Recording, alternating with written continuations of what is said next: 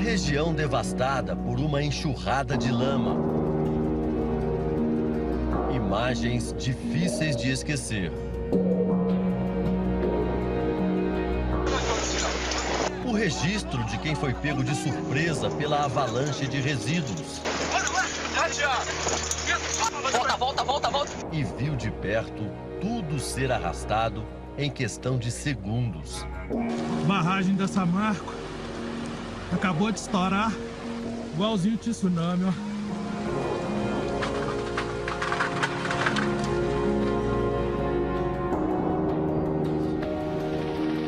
Eu sou testemunha, eu vi várias mãos pedindo socorro. Corpo de bombeiro, não tinha uma corda para jogar.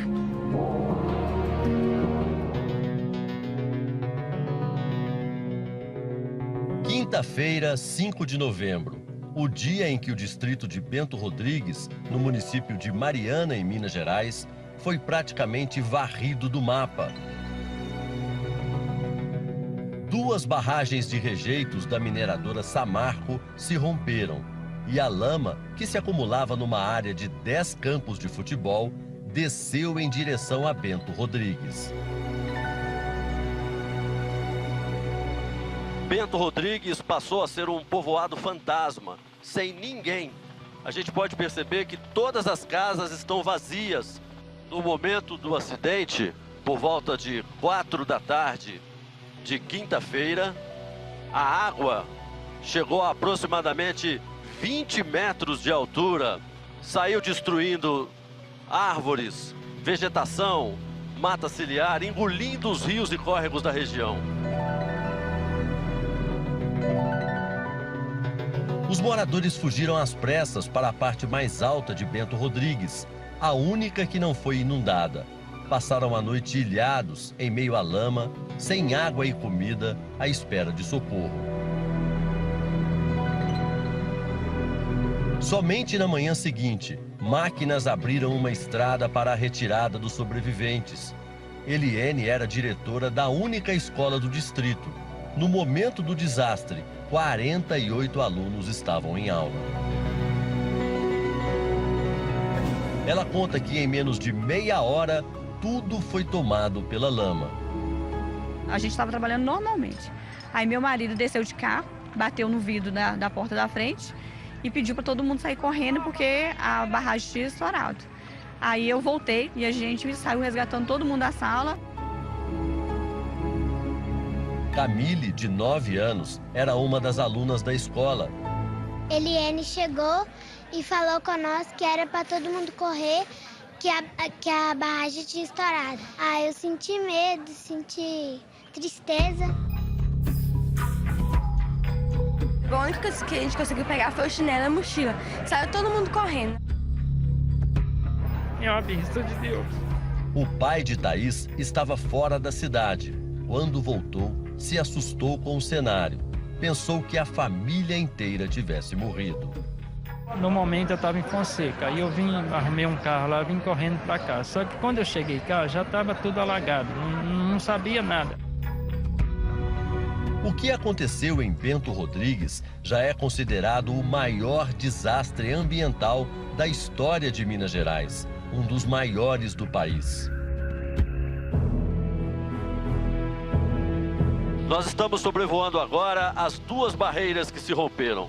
Daqui do alto, parece um solo lunar, tamanha a destruição. Segundo geólogos consultados pelo Domingo Espetacular, as barragens de Mariana ficam na região do quadrilátero ferrífero, onde se concentra a maior camada de minério de ferro do país. Durante a extração do minério de ferro, as mineradoras usam água para facilitar a separação de rocha e minério. Essa água, misturada com resíduos de areia e ferro, recebe o nome de rejeito e por isso não pode ser devolvida à natureza. Ela é armazenada em barragens, como as que romperam. É o jeito de guardar de volta da natureza o que você tirou. É comum e a maioria das empresas de mineração tem barragem de rejeito. Num processo conhecido como decantação, areia, argila, pedras e resíduos de minério de ferro por serem mais pesados, se alojam no fundo da barragem. A água, mais leve, fica na parte de cima. Essa água é bombeada e volta para a mineradora, onde é usada novamente no processo de extração. Foram esses resíduos depositados no fundo da barragem que soterraram Bento Rodrigues. Após inundar o povoado, a enxurrada de lama seguiu o caminho de destruição.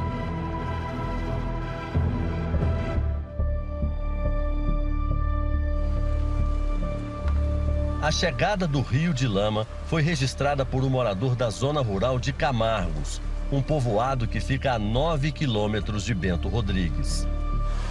Barragem da Samarco acabou de estourar, está invadindo a roça aqui em Camargos, a roça de Adriana. Assustado, ele correu para uma parte e gravou tudo com o celular. Igualzinho o tsunami, ó. Lentamente, o rio de lama engole o que encontra pela frente. Animais fogem. Um cachorro aparece correndo da enxurrada que toma conta de tudo. A lama avança primeiro sobre as casas. É possível ouvir o barulho da destruição. Em poucos segundos, a construção é engolida e arrastada junto com troncos de árvores. Nem mesmo o caminhão escapou. Olha o caminhão aqui embaixo, ó. Enterro do caminhão de Zezé. A casa de Sozé. 2 casas resistem à enxurrada que desce a montanha. Os 2 homens que viam a cena decidem sair dali. Então nós temos que sair correndo aqui e avisar os outros. Então vamos embora! A cidade de Barra Longa, a 60 quilômetros de distância de Bento Rodrigues, também ficou parcialmente alagada. Ruas, avenidas e campos de futebol estão submersos. O Domingo Espetacular pousou na região mais alta da cidade para conferir de perto o drama dos 6.000 moradores. A lama chegou de surpresa por volta de 1h da manhã. A maioria dos moradores dormia. Este aqui é o ponto principal da cidade, uma praça, o cartão postal, que agora está assim. Nós vamos agora tentar chegar até as casas de alguns moradores, mas olha aqui, como o acesso é difícil. Olha essa situação aqui. Os imóveis mais atingidos são os que ficam a poucos metros do rio, como esta casa. Esta aqui era a sala. Todos os móveis deste e dos outros cômodos foram perdidos. 2h da manhã deu um zoeirão muito forte do encontro da água lá em cima, do nosso rio com o rio lá de cima. E desceu, já desceu e não deu tempo de ninguém tirar nada. A enxurrada segue agora em direção ao leste de Minas Gerais. As comportas de uma usina hidrelétrica em Santa Cruz do Escalvado, a 100 quilômetros da barragem acidentada, tiveram de ser abertas para permitir a passagem da lama. A expectativa é que ela chegue amanhã ao Espírito Santo, a 500 quilômetros de distância. Especialistas estão preocupados. Por se tratar de rejeito de minério, a lama pode conter metal pesado e já atingiu a bacia do Rio Doce, que abastece os estados de Minas Gerais e Espírito Santo. Para o presidente da mineradora Samarco, a lama não é tóxica. Nós temos laudos que afirmam e classificam o nosso material como material inerte. Segundo especialistas, esse tipo de mineração não usa solventes químicos, o que não descarta a possibilidade de danos ambientais. Isso, a longo prazo, pode contaminar as plantas, principalmente as plantas aquáticas e, consequentemente, os peixes. E isso pode chegar, sim, no ser humano, principalmente por poder conter algum metal pesado nessa lama que vai chegar na água.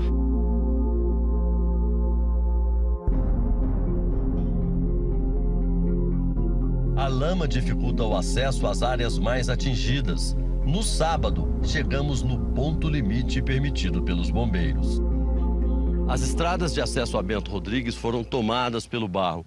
O único caminho agora é esse aqui e mesmo assim está restrito às equipes de resgate. Apesar do calor, o barro continua muito mole. Por isso, por uma questão de segurança, nós só podemos chegar até aqui, a mais ou menos 600 metros de distância do distrito.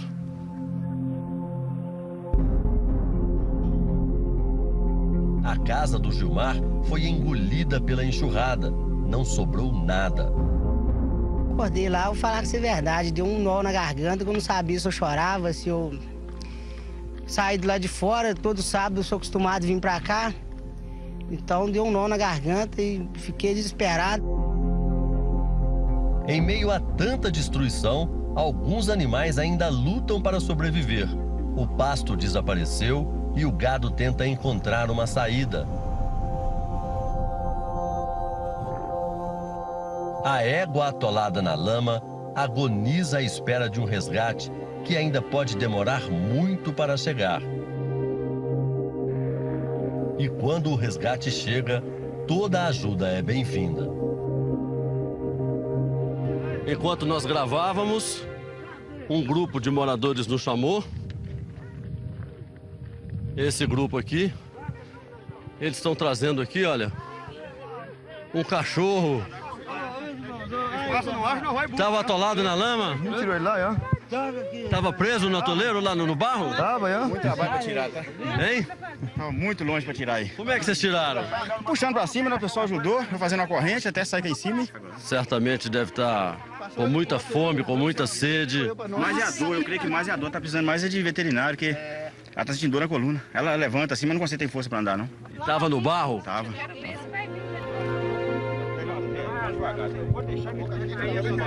Depois de um salvamento como esse, fica a pergunta: será que ainda existe vida no meio de tanto barro?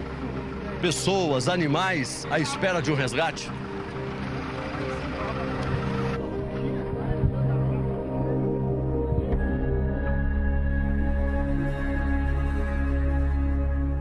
Cerca de 600 pessoas viviam no distrito de Bento Rodrigues.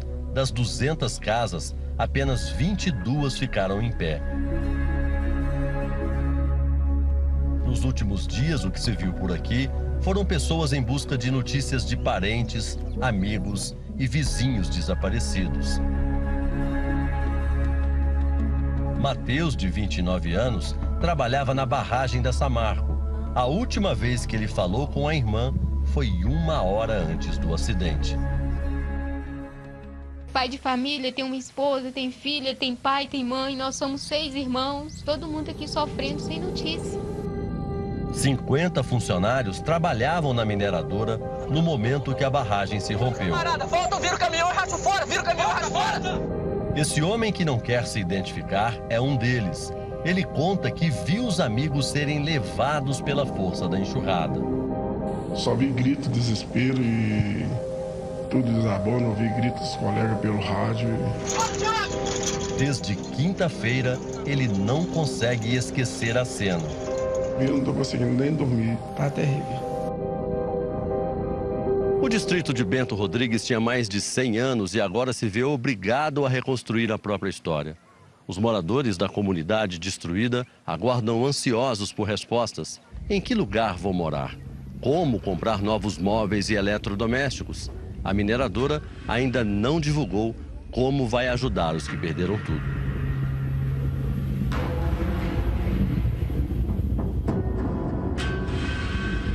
Pouco antes do acidente, 11 tremores de terra foram registrados na região.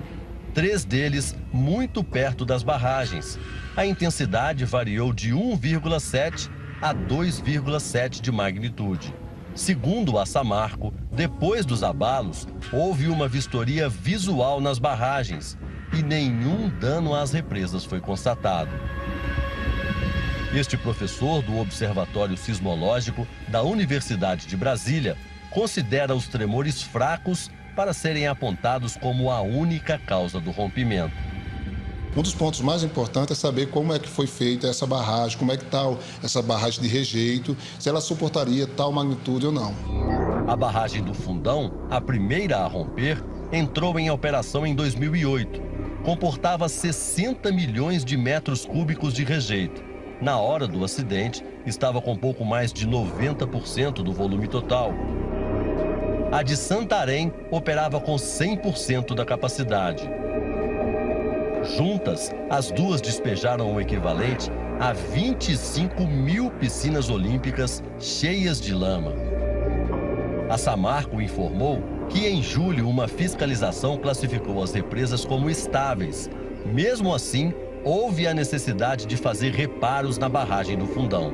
No momento em que rompeu, ela passava por uma obra de ampliação. Esse não foi o primeiro relato de problemas na barragem do Fundão. 2 anos atrás, quando a mineradora pediu a renovação da licença da barragem, um laudo técnico encomendado pelo Ministério Público de Minas Gerais apontou problemas na represa. O documento faz várias recomendações à Samarco, entre elas a apresentação de um plano de contingência em caso de riscos ou acidentes e uma análise de ruptura. Na época, foi constatado que áreas próximas à barragem poderiam sofrer desestabilização e processos erosivos. Os moradores de Bento Rodrigues não receberam aviso sonoro informando que a barragem havia rompido. Não havia sirenes de alerta. Não avisaram, não. Foi em cima da hora, assim, do nada, aconteceu tudo. Todo mundo saiu correndo desesperado, não avisaram ninguém. Somente ontem, uma sirene foi instalada em uma terceira barreira. O rompimento das barragens de Mariana não foi o primeiro acidente desse tipo em Minas Gerais. A 67 quilômetros dali, em Itabirito, também região central do estado, 2 rupturas de barreiras, uma em 1986 e outra em 2014, deixaram ao todo 10 mortos e um rastro de muita destruição. Cenas dramáticas vividas agora pela população de Bento Rodrigues e outros distritos de Mariana. Os sobreviventes foram acomodados em hotéis da região. Os custos estão sendo pagos pela mineradora. No Centro de Convenções de Mariana, voluntários separam as doações que chegam de todo o país. O acidente pode criar outro problema social. A mineradora é a que mais gera empregos na região. Sem 2 das 3 barragens, a produção de minério vai diminuir e o dinheiro que circula no comércio também. Este comerciante está preocupado com o futuro. Ninguém quer que uma mineradora como a Samarco seja desativada. Isso é muito ruim para a região. Mas ninguém quer também que seja, para extrair o minério, seja banhado um mar de sangue na região. Ninguém quer isso. No sábado, o Ministério Público de Minas informou que vai pedir indenização para pelo menos 550 vítimas. Mas os processos devem levar anos para serem concluídos. Por enquanto, ninguém sabe ao certo quando a vida desses desabrigados vai voltar ao normal. Neste domingo, a chuva que atingiu o distrito de Bento Rodrigues durante a madrugada amoleceu a lama e tornou o trabalho das equipes de resgate ainda mais difícil. A gente vai continuar trabalhando, pelo menos nas próximas semanas, com o pessoal em campo, buscando pessoas com vida. Subiu para 28 o número de desaparecidos, a maioria idosos e crianças. Um bebê de apenas 3 meses ainda não foi encontrado. O governador de Minas Gerais, Fernando Pimentel, visitou a região hoje de manhã e disse que há poucas chances de encontrar os operários da mineradora vivos. Os 13 desaparecidos que estavam em cima da barragem no momento da na ruptura, dificilmente vão ser encontrados ainda com vida, né? Lamentavelmente, nós temos que reconhecer isso, né? Os outros 15 nós não sabemos, são desaparecidos. A gente pode, quem sabe, localizar alguém que fugiu, que ficou perdido em alguma localidade que não foi encontrado, né? Então não quero tirar a esperança de ninguém. Hoje de manhã, o prefeito de Mariana, Duarte Júnior, passou mal e precisou ser atendido. Segundo os médicos, ele teve uma crise de estresse e está em observação. Até agora, 19 municípios já foram atingidos pelos rejeitos. Alguns devem restringir a captação de água do Rio Doce. É o caso da maior cidade da região, Governador Valadares, onde a lama chegou hoje. A previsão é de que os rejeitos cheguem ao mar até sexta-feira. Hoje à tarde, um vídeo divulgado na internet mostra o momento exato em que a barragem se rompeu. As imagens registram o desespero dos funcionários ao perceber o que acontecia. Vai estourando a barragem, velho. Estourou, velho. O rio de lama desce sem controle e levanta uma forte camada de poeira. O caminhão sobe a rampa buzinando. Neste momento, os funcionários recebem a ordem para deixar o local. Sai fora daí, Rogério. Sai fora daí, Rogério. Barradorzinha. Assustado, um dos funcionários fala dos companheiros que acabaram de ser arrastados pela enxurrada. Matou os caras, velho. Matou todo mundo, velho.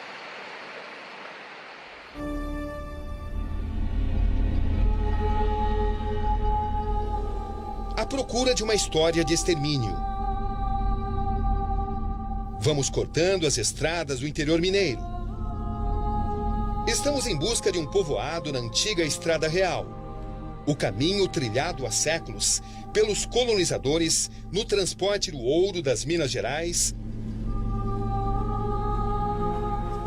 até a então capital da colônia, o Rio de Janeiro. Hoje são tempos de devastação. A estrada é rústica e de terra. Esse é o caminho que leva ao distrito mineiro de Bento Rodrigues, que a onda de lama praticamente varreu do mapa. Mais alguns minutos e estamos nos aproximando de Bento Rodrigues, distrito que pertence à cidade histórica de Mariana, a primeira capital de Minas. Essas são as primeiras imagens de um cenário de destruição. Desolador. Uma vila inteira sepultada pela lama. Ruas, casas, a igreja, a escola. Tudo soterrado. O silêncio no local agora é perturbador. Um vento fino corta a alma. Uma história enterrada.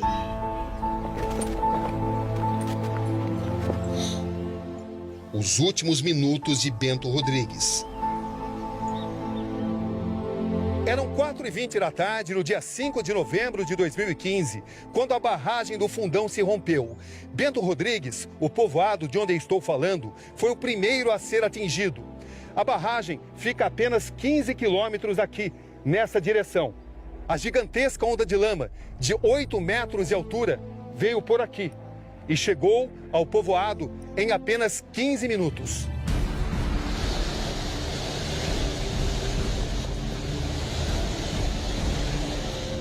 Barragem da Samarco acabou de estourar, igualzinho de tsunami,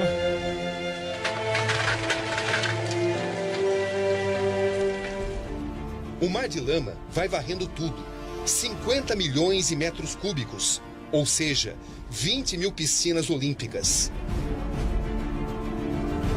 A lama resultante do rejeito da produção de minério de ferro, o lixo da produção de aço da Samarco, uma das maiores mineradoras do mundo.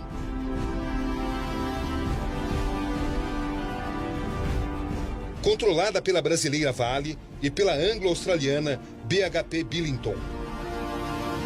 A vida de Bento, a primeira vila atingida, vai se tornando apenas memória.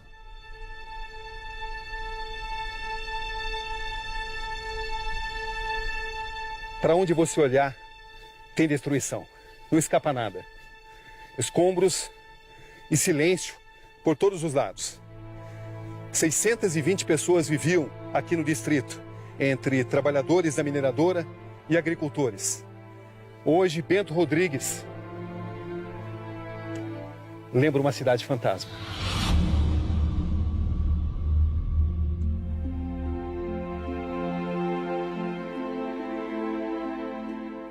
A história e suas transformações. Até o dia 5 de novembro de 2015, Bento Rodrigues mal aparecia no mapa.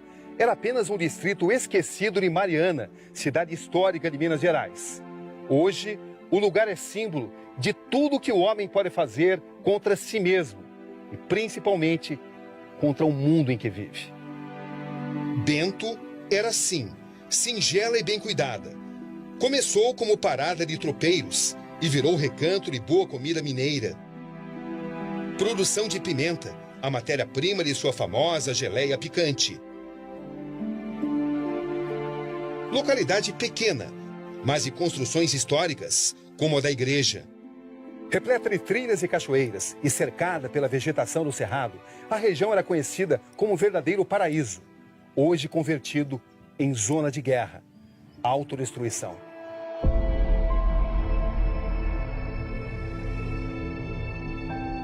Orgulho ainda era a escola, com fama de ter alguns dos melhores professores da região. Os alunos jamais reclamaram. O chão sempre instável e eu estou me aproximando nesse momento desse pedaço de laje que é especial para a comunidade. Esta laje era, na verdade, parte do telhado da escola. Telhado que foi arrastado por cerca de 200 metros pela força da onda de lama. A escola ficava ali em cima e o telhado foi arrastado até aqui. Procura de vestígios da escola. Um caderno. Vejam só.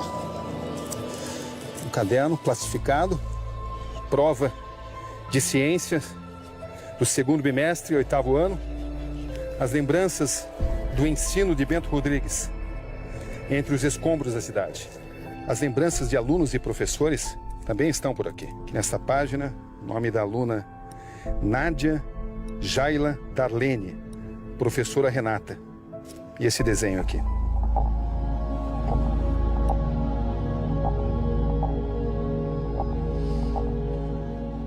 Aqui um outro livro de ciência, O Efeito Estufa.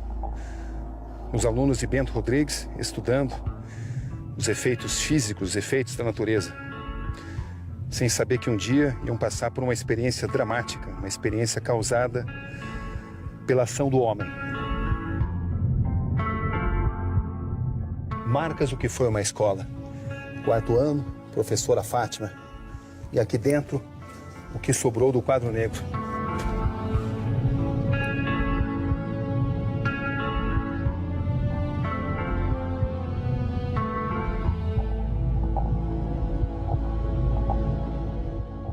Que a gente sente o quanto o chão da escola está instável, uma grande quantidade de água aqui por debaixo. A gente pisa e afunda. São lembranças do que um dia foi a Escola de Ensino Fundamental de Bento Rodrigues. Ali ficava o banheiro feminino e uma carteira que foi arrastada. Outra carteira. Eram 12 salas de aula onde estudavam cerca de 200 crianças e adolescentes. No momento em que a barreira se rompeu, havia aqui pelo menos 30 crianças que foram salvas por um caminhão que estava passando nas redondezas.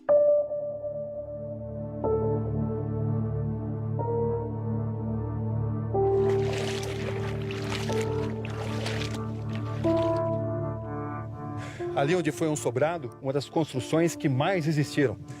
Veja o estado dela.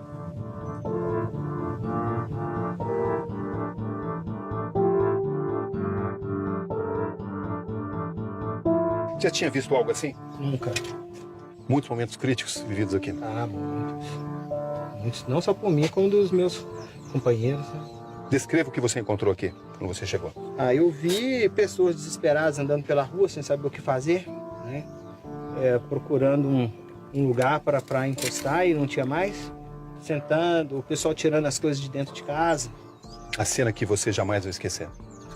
A que eu fiquei mais impressionado foi quando nós tivemos a ordem para evacuar a cidade. 22 anos de bombeiro, eu fiquei impressionado quando eu vi isso aqui, até onde eu fui, né, que parece que é um outro planeta.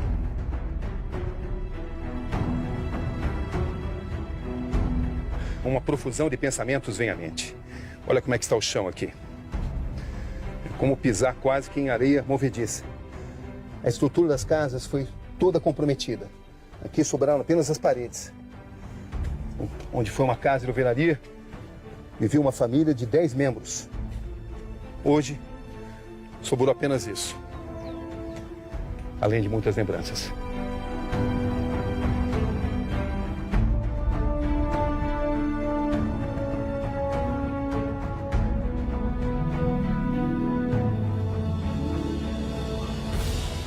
Muitos ficaram dentro das casas, achando que poderiam se proteger dessa forma. Na realidade, eles saíram correndo. Quem não conseguiu sair, né, foi atingido pela lama. Muita gente morreu dentro das casas. Algumas pessoas.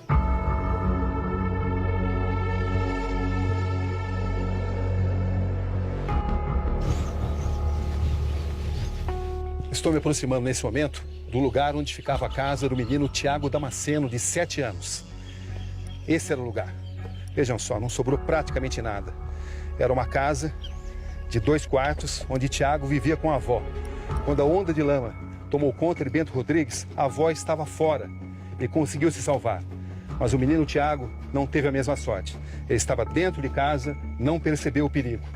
O corpo dele foi encontrado a 50 quilômetros daqui, vários dias depois. O resgate da avó de Tiago foi uma cena traumática, em meio a uma imensidão de dramas humanos.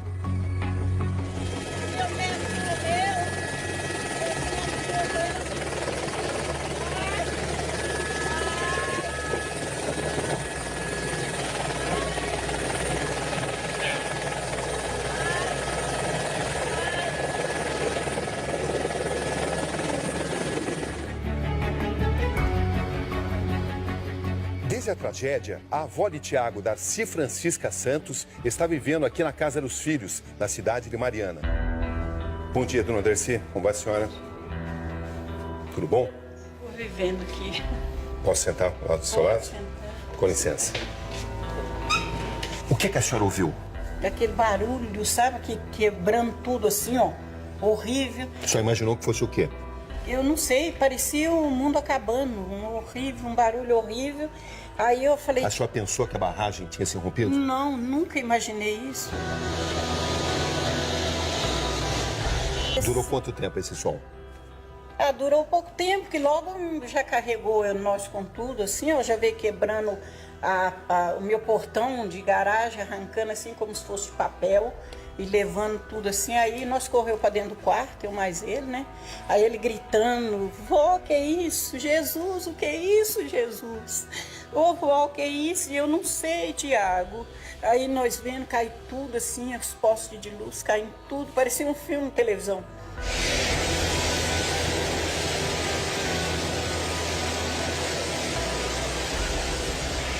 E o colchão que ele dormia parou perto de mim assim, ó. Estava perto de mim. Aí eu consegui arrastar da lama e subi em cima do colchão e fiquei esperando.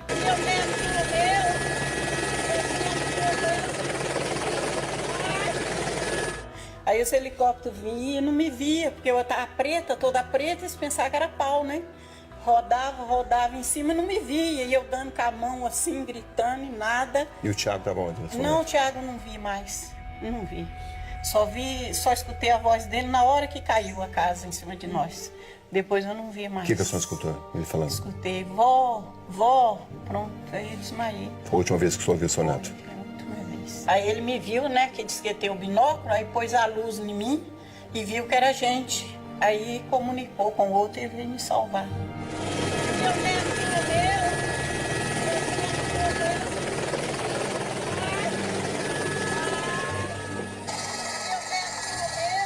E eu triste de sair de lá e deixar ele para trás.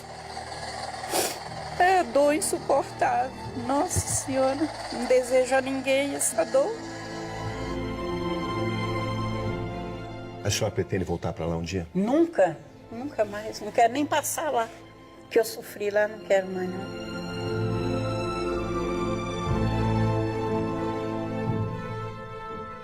Qual a imagem mais forte que ficou para a senhora? Ah, meu Deus. No dia lá? Então é a vozinha dele me chamando, que não sai da minha cabeça. E os gritos dele pedindo socorro. É isso que não sai da minha cabeça. Ele pulava e gritava pedindo socorro quando viu chegando. É isso que não sai da minha cabeça. É difícil de aceitar que não deu para salvar, né? Vai ser difícil, difícil.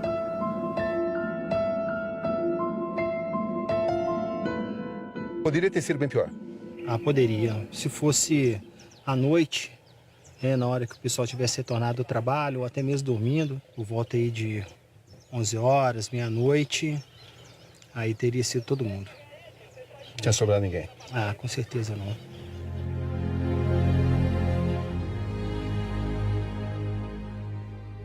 A fuga apressada deixou vários traços da personalidade de cada morador para trás. Aqui nesse quadro, uma figura estilizada, a gravura de um tigre. De acordo com o que você mexa, o quadro parece uma mulher, ou seja, o ser humano e a natureza, aqui em conflito.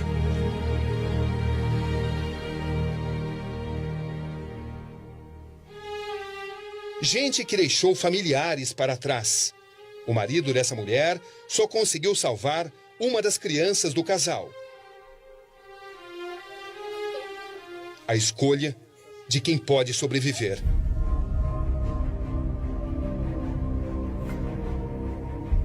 Quando a barragem rompeu, onde é que você estava? Estava na escola. Como é que você ficou sabendo o que tinha acontecido? A diretora avisou todos os alunos, que o esposo dela foi lá avisar. Aí nós fomos sair. Seus filhos onde é que estavam? Estava com o pai em casa. E a partir daí, o que aconteceu? A partir daí, né, eu queria vir pra cá, né, pra salvar eles, mas não deu. Aí eu subi, quando eu fiquei sabendo, né, que tinha pegado eles, a lama já tinha pegado os dois. E o pai, né, e infelizmente quem salvou foi ele, o pai dele. E o pai dele estava segurando as duas crianças, igual ele disse que a menina soltou da mão dele, depois o Nicolas também. Ele viu a Emanuele pela última vez, pegou na mãozinha dela, e depois ele não viu mais nenhum dos dois. Aí ele saiu da lama, depois o Nicolas saiu, e a Emanuele não deu. E tentou salvar as duas crianças? E não deu. Não deu. O que ela significava para você? Tudo. Ela era minha vida, a coisa mais valiosa que eu tinha na minha vida, tirando ele, era ela. Nem o menino inocente, né? Pagou com uma coisa que ela nem sabia o que era. Como é que ela era? Ela era uma menina assim, ela era mais sentimental, mais triste, gostava muito de ir pra escola, que aqui ela tá até com uma roupinha de quadrilha, né? Como é que foi a progressão da onda de lama aqui? Então a onda veio lá de cima. Ela veio lá de cima e veio descendo e atingindo a cidade e já vitimando as pessoas. E veio descendo, passando aqui por essa região. Sobrou muito pouco tempo. Pouco tempo. Mal dava para correr. Quem foi alertado do rompimento da barragem conseguiu sair. Quem não foi alertado, né, foram vitimados. Cada sobrevivente tem muitas histórias. Eles falam em sons. Aquele mar de lama chegando com casa, com árvore. Emoções. Mas agora estou aliviada, porque pelo menos eu consegui encontrar meus filhos sãos e salvos. Gritos. A parede começou a cair. Levou meu filho. A casa de Dona Maria do Carmo foi uma das poucas que resistiram por estar situada em uma parte alta de Bento. Boa tarde, Roberto Cabrinho do Conexão Repórter, tudo bem? Bem. Descrevam para mim a situação de vocês. Foi deixar minhas coisas aí, para mim tá muito difícil mesmo. Deixar aquilo que a gente construiu a vida inteira. Ela junta tudo o que pode E se prepara para olhar Bento pela última vez. Como é que era a sua vida aqui? A vida era muito boa. Era muito boa aqui, que nós tínhamos criação, tinha tudo aqui. O que a senhora estava fazendo quando a onda de lama começou? Eu tinha feito um pudim para minha neta e ela pegou e quando ela foi levar o pudim, foi que eu vi a lama. A lama chegando lá da esquina, que eu gritei minha vizinha, porque aqui nós tudo era uma família. Família se entende que é os vizinhos muito bom. E perdi tudo. A moça que morava ali naquela casa perdeu a mãe dela, que tinha 65 anos. Clima de muitos gritos. Muitos gritos. E o que as pessoas diziam? Vão correr, que agora aqui pode a água vir, medo da água vir encostando, matar fora e trazer nós de volta. A senhora achava que ia morrer? Achava. Olhando essa imagem aqui. Olhando essa imagem... O que vem à cabeça? É uma imagem muito triste, porque aqui era um lugar muito bom. Hoje eu vejo o lugar morto. Morto. Um adeus difícil. Segundo ela, adeus para sempre. Um dia a senhora pretende voltar aqui? Não. Nunca mais. De jeito nenhum? De jeito nenhum. Por quê? Porque aqui me trouxe muita alegria, mas hoje me trouxe muita tristeza. O que mais revolta a senhora? Me revolta porque eles podiam ter dado um alerta, ter dado uma segurança para nós, e eles não deu. Isso me revolta. Eu nunca esperava ver Bento Rodrigues dessa forma que eu estou vendo. Muito triste. É adeus, Bento Rodrigues, que aqui era minha paz e hoje eu perdi a minha paz. Somente isso. Não sei, não tem casa, não tenho lar, não tenho nada. Perdi tudo.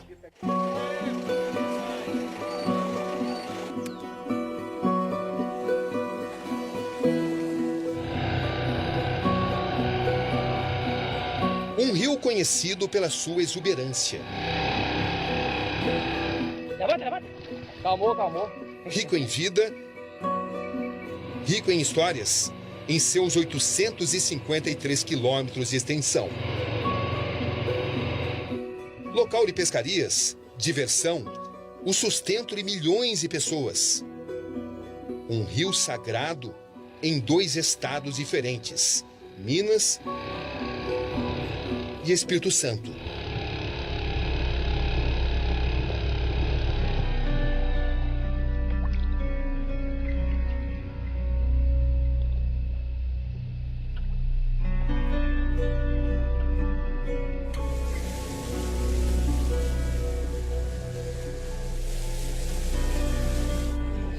Olhando tudo isso, é impossível não dizer. A imagem é de dor, de sofrimento. Percorrer as águas do Rio Doce hoje é como navegar um leito da morte. O rio, que era exuberante, hoje é um rio sem vida. Toneladas de animais morreram em questões de minutos, à medida em que a lama foi baixando e eliminando o oxigênio.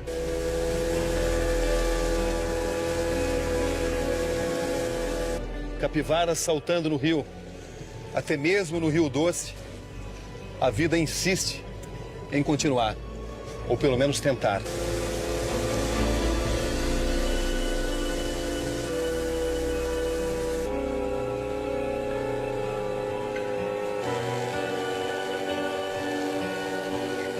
Paulo Henrique é barqueiro e conhecedor profundo dos segredos do Rio Doce. Você cresceu aqui? Nasci e cresci aqui na cidade de Rio Doce. Navegando as águas do rio? Navegando, pescando, acampando e distraindo. Como é que era o rio antes? Como é que é agora? Antes, rio muito rico em peixe, muito pássaro, muita capivara, muito bicho. Aos finais de semana, trabalhava aqui no lago fazendo passeio turístico. Quais as imagens que você jamais vai esquecer? A imagem de quando era antigamente, de corredeiras, né? É a imagem que eu guardo mais. Aí depois chegou o progresso com a construção da hidrelétrica, né? Acabando com um pouco da imagem característica desse rio nosso, transformando esse pedaço em lago, mas trazendo também muita riqueza com peixes diferentes.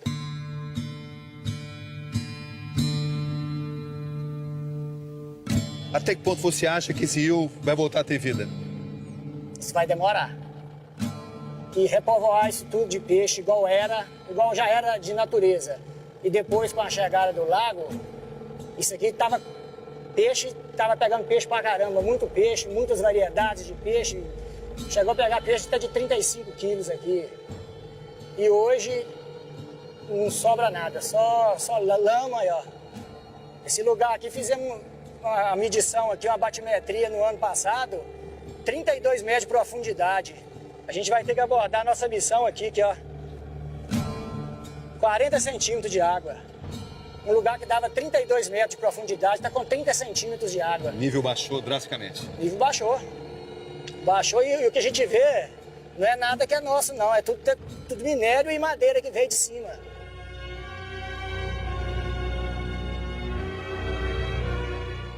A que você atribui tudo isso? Ganância, dinheiro. Há quantos anos que a Vale está explorando minério? Há quantos anos? Eles nunca passaram aqui de helicóptero, nem de bicicleta. Hoje isso aqui está mais na sexta-feira, no sábado, o céu nosso aqui estava igual o céu de São Paulo. Você só via helicóptero voando de tudo quanto é lado.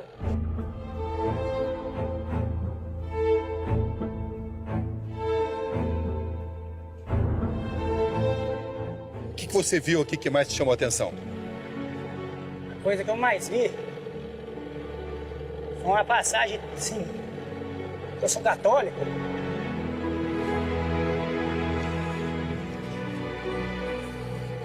Uma gruta, Nossa Senhora de Lourdes, ali embaixo, na curva. Passava para ir para a fazenda, a gente parava, agradecia a Deus, tomava água, aí ela foi inundada. Aí no sábado passado que eu vim trabalhar aqui, eu avistei a gruta. Cheia de lama. Tá só a capelinha dela, assim. E você acredita no milagre da recuperação do rio? Acredita, eu peço a ela. Aí, ó, a resposta aí, ó. Essa água já secou há muitos anos aí pra cima. No lago esvaziá-la, você pode chegar ali se você conseguir beber daquela água. O que você pediria, então? Nossa Senhora de Lourdes, põe na consciência dos homens mais valor à vida, menos ganância. Olhai por nós.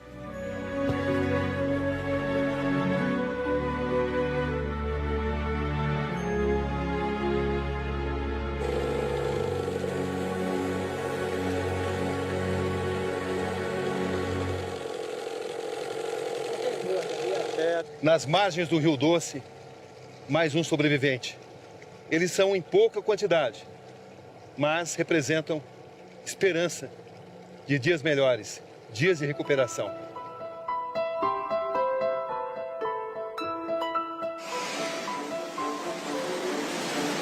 São 36 bilhões de litros de lama. E ela avança. E com ela, um rastro de destruição. Toneladas de peixes mortos vão se acumulando em toda a extensão do Rio Doce. Matou os peixes do Rio Doce tudo, gente, ó. Matou tudo. Não tem uma espécie viva, gente, ó. O rio que nasce da junção do Rio Piranga com o Rio do Carmo vai levando à morte em forma de lama.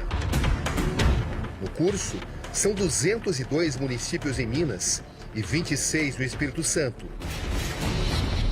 Cenas parecidas. De Mariana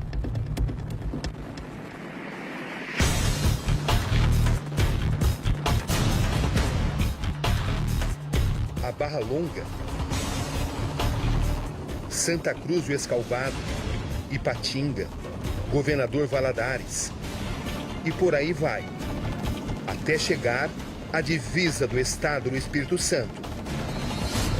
Já em terras capixabas, Baixo Gondu e então Colatina. E por fim, Linhares. O Rio Doce está pronto para lançar suas águas, agora sua lama, no mar do Oceano Atlântico. Estamos navegando as águas da praia de Regência, no Espírito Santo. Esta é a foz do Rio Doce. Depois de percorrer 879 quilômetros, a lama finalmente chegou até aqui. Esse é o cenário, difícil de descrever em palavras. Matança, execução de espécies. Estamos a questão de 300 metros do início do Oceano Atlântico. E a vermelhidão toma conta tanto das águas do Rio Doce, como também do mar. Messias Calimã é presidente da Associação Comercial do Distrito de Regência. Como é que você descreve essa transformação? Calamidade desesperadora para quem vive e sobrevive dessa região, desse rio que é o que mantinha essa comunidade praticamente viva, né? O lazer da comunidade era dentro desse rio, o sustento dessa comunidade era dentro desse rio. A cena mais tocante? A chegada da lama. A pior coisa que eu vi foi os pássaros mortos na beira da praia. Eles implorando por socorro e a gente não poder fazer nada. A impotência. A impotência dos povos.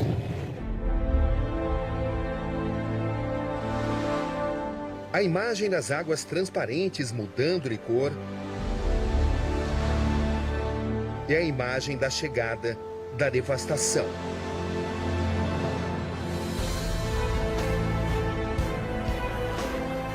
Estamos aqui na praia de Regência, essa é a foz do Rio Doce e essa máquina escavadeira que foi contratada pela mineradora Samarco trabalha sem parar. O esforço nesse momento é no sentido de se retirar a terra para ampliar as margens do Rio Doce e assim, teoricamente, aumentar a vazão de lama. Um esforço que pode ser considerado uma gota no oceano.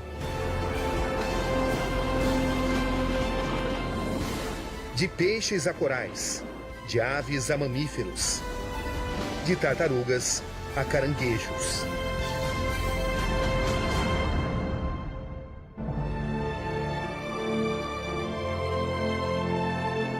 Tudo vai sendo impactado. Para uma parte, é a morte. Para outra, a mudança do ciclo de reprodução ou da cadeia alimentar. Aqui nesse trecho, o assoreamento do Rio Doce formou essa espécie de ilha fluvial. Todos esses pássaros dependem diretamente do peixe para alimentação, para sobrevivência. E essa matança toda interferiu diretamente na cadeia alimentar. Esse é o cenário, veja só. Um pássaro agonizando, faminto. Quantos mais irão viver a mesma situação?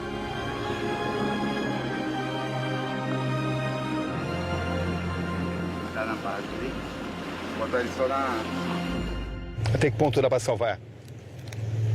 Ele falou que dá para salvar. Nós vamos tentar, porque eles estão com fome, na verdade. A lama se tornou séria ameaça a espécies raras.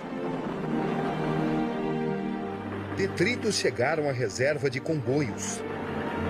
Trata-se do único ponto fixo do país de desova de um dos animais mais cultuados pelos ecologistas. Madrugada de sábado, estamos caminhando na praia de Regência, na reserva biológica de Congonhos. Estamos à procura de tartarugas. Até que ponto esse mar de lama afetou a reprodução delas? É o que queremos saber. São quase 700 ninhos na região. E então vem a recompensa. A primeira tartaruga encontrada na noite pertence à espécie cabeçuda, também ameaçada. É uma ação longa, minuciosa. Todo o processo de desova leva cerca de 40 minutos. São 100 ovos, a garantia da perpetuação da espécie. Depois, o desafio vai se tornar ainda maior. De cada 1000 filhotes, apenas um vai chegar à idade dessa tartaruga, em condições de reprodução. Esse é um momento emocionante. Nós conseguimos localizar uma das tartarugas. A gente observa que a desova está acontecendo, aparentemente de forma normal, segundo os especialistas. Ela está colocando ovo após ovo. É um processo lento. e que só acontece quando ela se sente segura em relação ao meio ambiente. Havia um grande temor de que a lama impedisse, evitasse com que esses animais entrassem nesse processo de desova. Mas, pelo que estamos constatando, isso não aconteceu. É a vida, a garantia de reprodução, a garantia de permanência desses animais.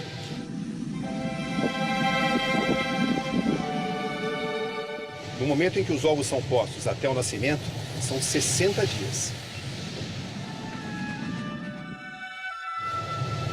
Os ovos já foram devidamente enterrados, o ninho feito dentro da areia. Terminada a desova, o ciclo da vida segue. A tartaruga volta para o mar. O mesmo mar, agora repleto de lama. Também em regência, a vida insiste, resiste.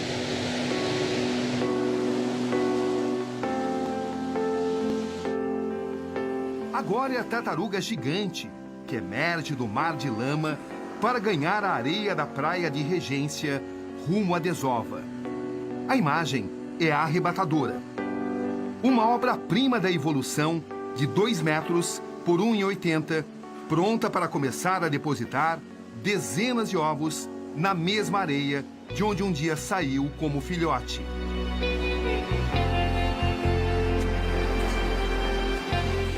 A lama da mineração ainda não a venceu. Em meio a tantas mortes de animais, ela se torna um símbolo da sobrevivência. É um cenário de guerra, o encontro das águas da vida com as águas da morte. Imagens subaquáticas, feitas por pesquisadores do projeto Tamar, que estuda espécies ameaçadas, revelam o que acontece quando a lama entra em contato com as águas do mar.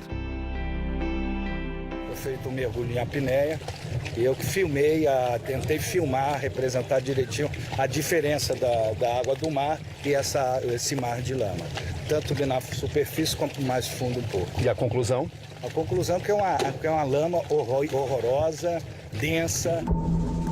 Elementos da lama da Samarco reagem com o material orgânico marítimo e criam uma camada flutuante de 1 a 2 metros de espessura. Já se sabe que o material tem teor acima do normal de ferro e manganês. A extensão do impacto sobre a vida marítima permanece incerta. O quanto vai alterar a salinidade, a temperatura da água, o metabolismo dos seres do mar.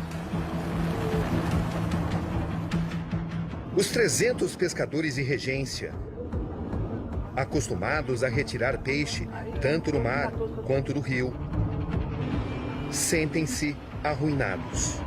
Esse rapaz é um dos tantos pescadores que tiram o seu sustento do Rio Doce. Você é pescador há quanto tempo aqui? Cara, tem uns 10 anos. Como é que você vê essa situação? Triste, né? Sem poder fazer nada, trabalhar.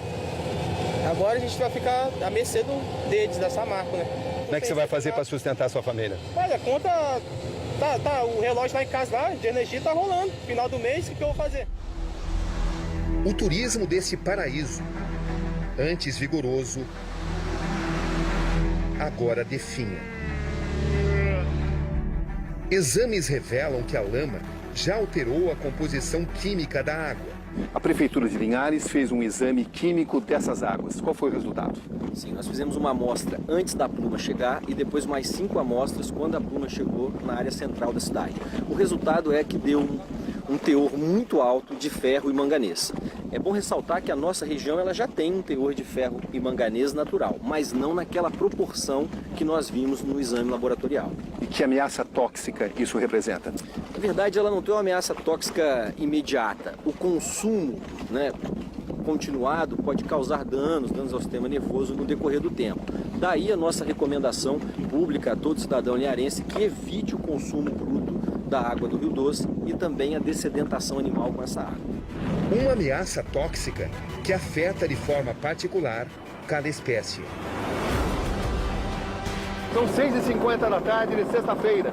Estamos sobrevoando a Foz do Rio Doce, a praia de Regência. E daqui, dessa posição, constatamos que a lama avançou pelo menos 40 quilômetros ao norte desta região e vai ganhando terreno.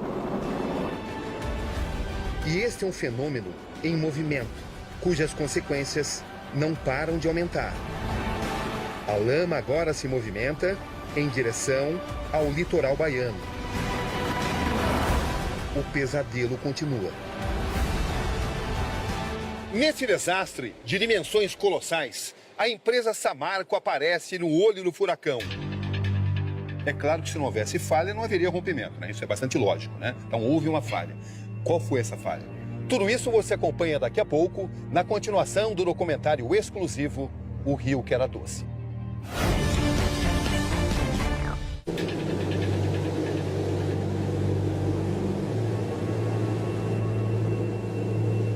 Nesse desastre de dimensões colossais, a empresa Samarco aparece no olho do furacão.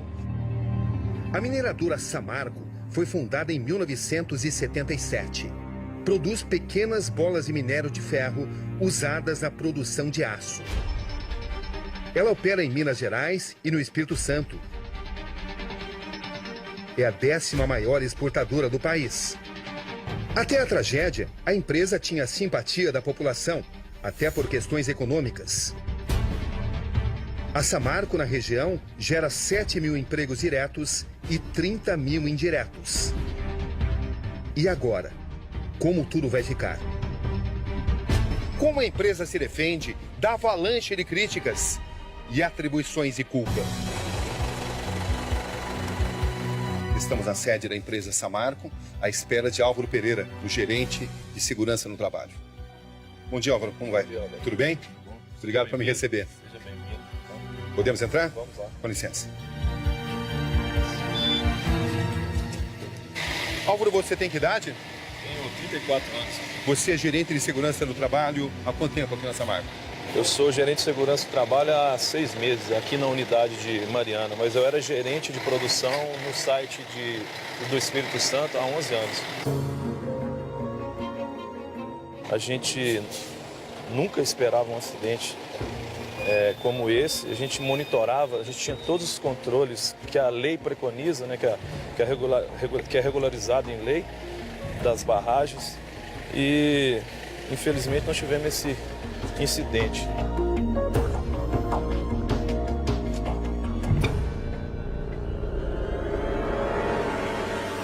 Estamos entrando na central de monitoramento das barragens da empresa Samarco.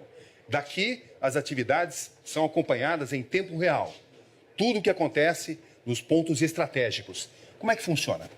Roberto, aqui a gente instalou alguns equipamentos, depois desse incidente sem precedente, a gente instalou alguns equipamentos que monitoram a barragem de Germano e a barragem de Santarém em tempo integral. Daqui vocês monitoravam o que acontecia no fundão também? A barragem que se rompeu. A gente tinha todos os controles que são exigidos pela legislação e a gente tinha um monitoramento diário pelas equipes geotécnicas. Quantas câmeras? Hoje a gente tem 4 câmeras instaladas acompanhando em tempo real. A gente tem radar instalado nas estruturas da barragem. Você pode mostrar todos os equipamentos que você tem? Então vai, vamos lá. Aqui a gente está vendo uma tela do monitoramento do radar que acompanha a estrutura da barragem em tempo real. A cor verde mostra que a gente não está tendo nenhum deslocamento. Daqui você monitora o que está acontecendo em 2 barragens. Existe risco de que essas barragens se rompam também?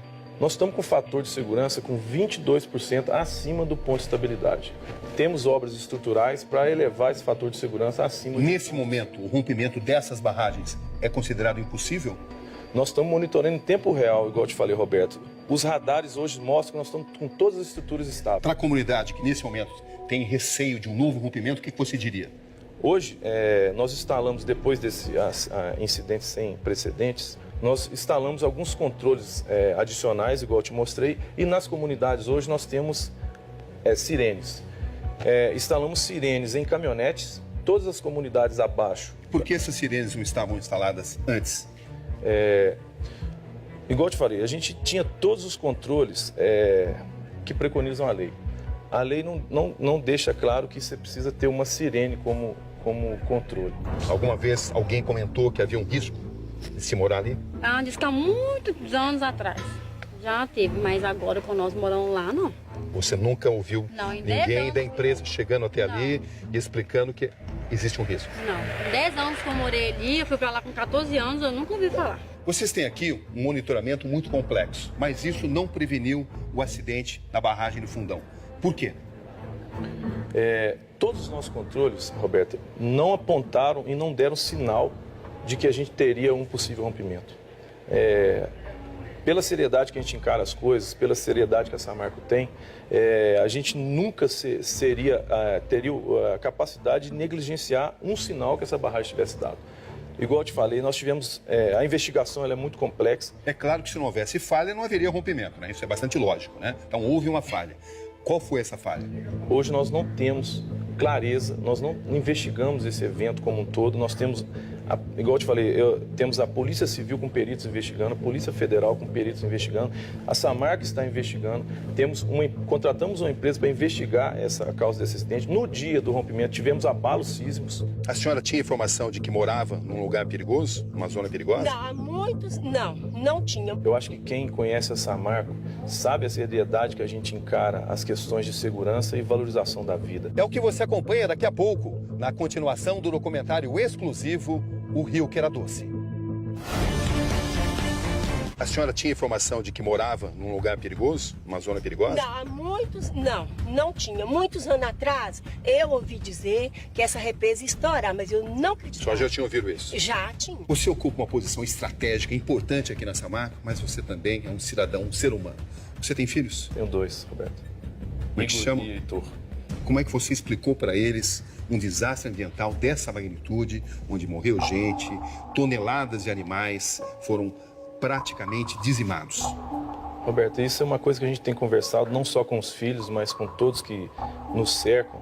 Eu acho que quem conhece a Samarco sabe a seriedade que a gente encara as questões de segurança e valorização da vida. Então, a gente sempre trabalhou, a gente tem a consciência tranquila de que nenhum alerta visível foi passado para nós de um possível rompimento dessa barragem. Senão a gente nunca deixaria pessoas em risco, pessoas trabalhando nessa barragem. A gente encara a valorização da vida, é um valor para a gente. A mineradora Samarco e sua central de controle. Trata-se de uma estrutura sofisticada. Câmeras, radares, sismógrafos, scanners. Diante disso, surge a pergunta inevitável. Por que tudo isso não foi suficiente para impedir a pior tragédia ambiental da história do país?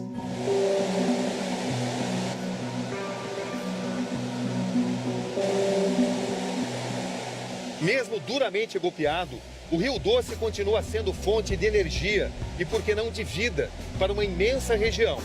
Aqui na barragem da hidrelétrica Risoleta Neves, o espetáculo que antes atraía muitos turistas, hoje mudou de tom. Imagens que explicam uma tragédia. A hidrelétrica pode ser chamada de mais uma vítima. Por causa da lama, as turbinas não conseguem funcionar.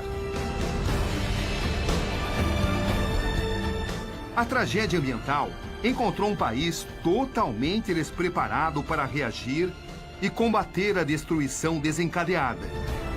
As consequências são incalculáveis. Efeitos ambientais, biológicos, químicos, sociais, econômicos. Um pesadelo que só vai crescendo e está longe de terminar.